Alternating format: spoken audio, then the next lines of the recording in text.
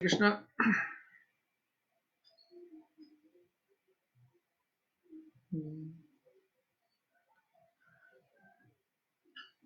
आज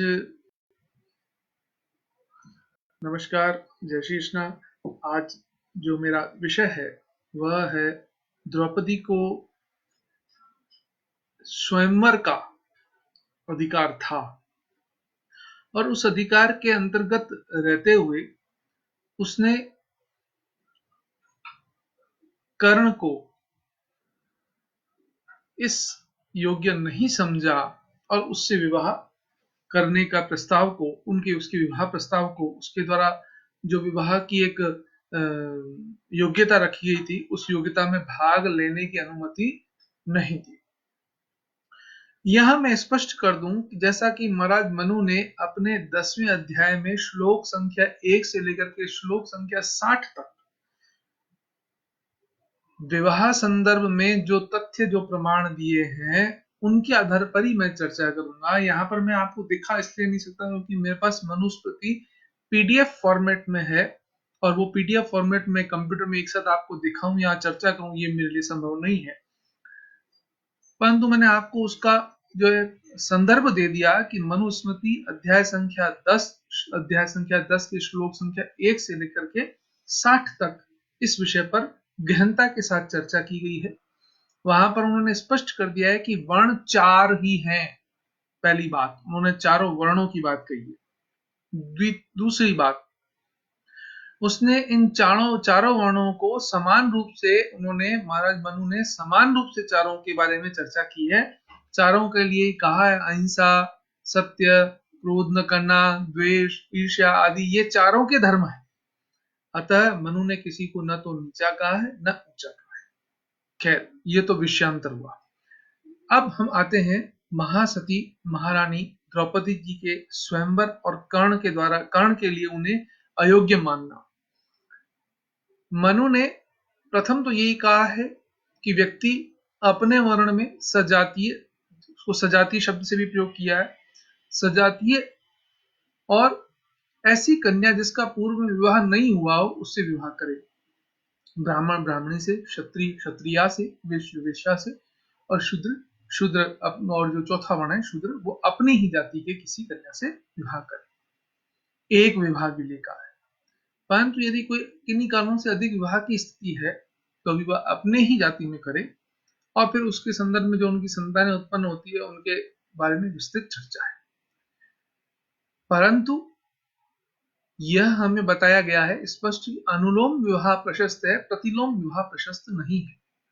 अनुलोम विवाह से तात्पर्य है स्त्री अपने अथवा अपने से पूर्व के या जिसको श्रेष्ठ कहा जाता है, तो नहीं कह सकते लेकिन समझने की दृष्टि से श्रेष्ठ कहा है उस वर्ण से विवाह कर सकती है। जैसे ब्राह्मण कन्या केवल ब्राह्मण से विवाह करेगी, क्षत्रिय कन्या क्षत्रिय से अथवा ब्राह्मण से विवाह कर सकती है, वैश्य कन्या वैश्य से अथवा ब्राह्मण से क्षत्रिय वैश्य से विवाह करती है और शूद्र कन्या को यह अधिकार है कि वह अपने चारों वर्णों में से जिसको चाहे उसको चुन सकती है।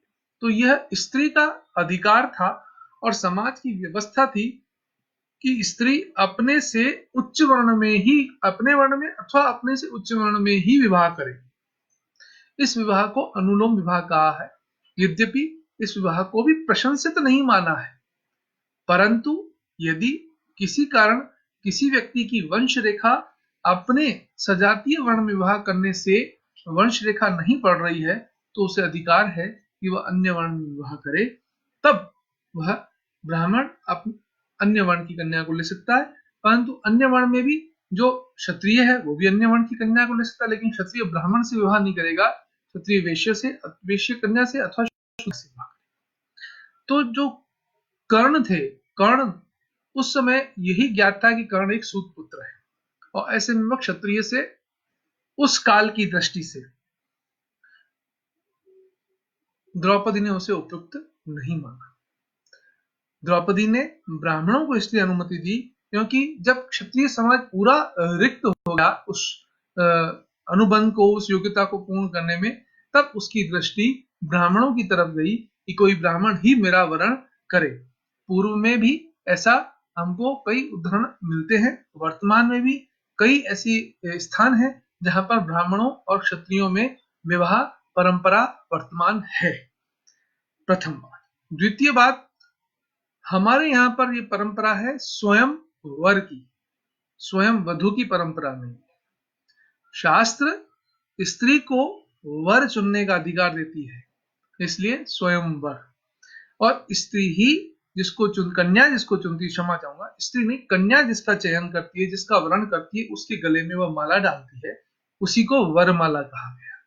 और इसी का ही एक स्वरूप हमको वर्तमान में जो माता पिता द्वारा निर्धारित किए गए विवाह प्रकरण है, विवाह संबंध है, उनमें भी ये प्रथा है कि पहले कन्या वर के गले में माला डालती है, तब वर कन्या के गले में माला डालता है। अतः यह अधिकार स्त्रियों के पास संरक्षित है कि स्त्रियां ही वर्ण करेंगी, स्त्रियों को ही वर्ण करने का अधिकार दिया गया है, पुरुष को स्त्री के लिए अनुमति नहीं दी गई है।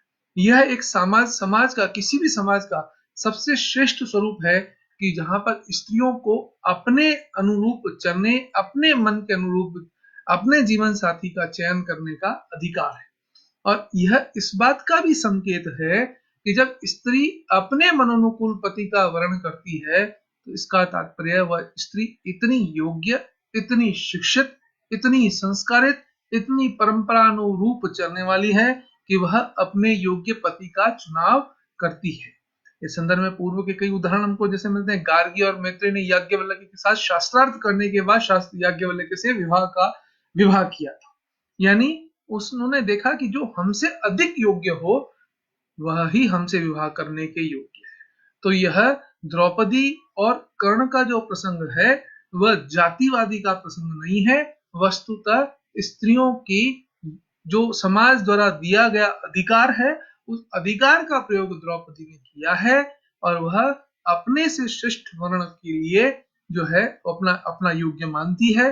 यह उसकी शिक्षा, दीक्षा, संस्कृति, परंपरानुगामिनी योग्यता को सिद्ध करती है। महाराष्ट्र में जो हमारे साधु संतों की हत्या हुई है, उनके लिए मैं पुनः उस बात को याद करके इस दुख को, और मैं आज का इस जय संबंधी चर्चा को नीति करूंगा। जय श्री कृष्ण।